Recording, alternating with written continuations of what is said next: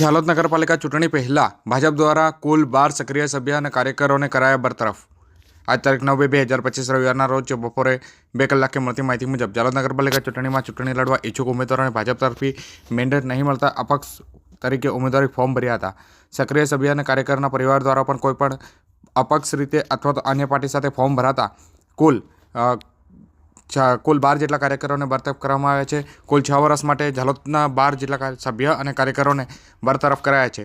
જિલ્લા ભારતીય જનતા પાર્ટી પ્રમુખ શંકર અમલિયા દ્વારા આજે જે યાદી જાહેર કરવામાં આવી હતી તે મુજબ રજાક પટેલ, શીલાબેન ગુજ્જર, જયેશભાઈ ચૌહાણ, તમન્નાબેન પટેલ, પ્રજ્ઞાબેન પટેલ, ફકીરા ઇકબાલભાઈ, નિકેતાબેન શાહ, ચંદ્રકાંત ચૌહાણ, પ્રિયંકાબેન કિશોરી, જગુભાઈ ગુજ્જર, અમિતભાઈ ભાભોર અને કેતન પંચાલ જેઓને ભારતીય જનતા પાર્ટી દ્વારા બરતરફ કરવામાં આવ્યા છે।